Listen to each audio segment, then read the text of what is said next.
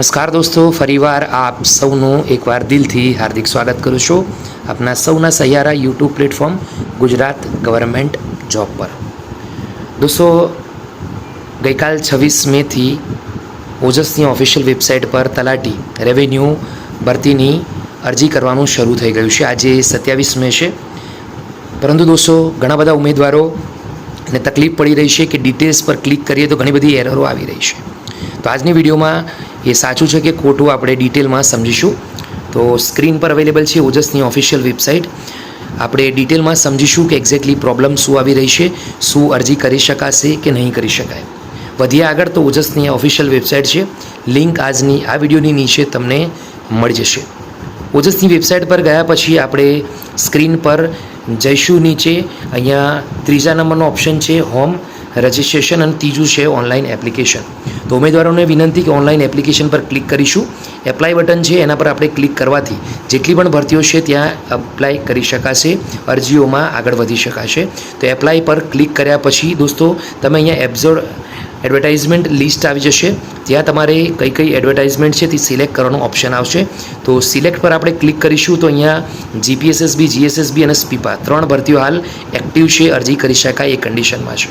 તો આપણે આગળ વધીશું જીએસએસબી એટલે કે ગુજરાત ગૌણ સેવા પસંદગી મંડળ તરફથી, કેમ કે રેલેવન્ટ તલાટીની ભરતી એ કરે છે।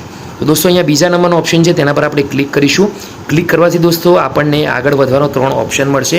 હાલમાં જે ભરતી છે તે છે આપણે 4થા નંબરની રેવન્યુ તલાટીની।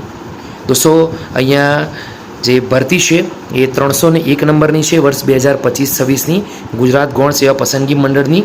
અહીંયા છેલ્લી તારીખ 10 જૂન રહેશે અને 26 મેથી આ ભરતીની અરજી શરૂ પણ થઈ ગઈ છે અરજી કરવાની। તો દોસ્તો અહીંયા હાલમાં એપ્લાય બટન પર આપણે ક્લિક કરીએ તો અરજી કરવાનો ઓપ્શન આવે છે, પરંતુ જે ડિટેલ છે ઘણા બધા ઉમેદવારોને ડિટેલમાં ખબર નથી, એટલે કે એડવર્ટાઇઝમેન્ટ એમણે વાંચી નથી। તો ડિટેલમાં આપણે 8 મિનિટનો એક વિડીયો બનાવ્યો છે એડવર્ટાઇઝમેન્ટનો, એ પણ ગુજરાતીમાં અને ઇંગ્લિશમાં બંને। તો આજની વિડીયોના નીચે એની લિંક આપી દઈશ, તમે એ વાંચશો, સમજશો તો તમને સંપૂર્ણ આઈડિયા આવી જશે। તો અહીંયા હાલ ડિટેલ છે એના પર આપણે ક્લિક કરીએ છીએ તો ઓપ્શન તમને કહી દઉં, અહીંયા લખેલું આવશે 404 file or directory not found. આ ઉપરાંત અહીંયા બીજું લખેલું આવે છે the resource you are looking for might have been removed, had its name change or its temporary unavailable.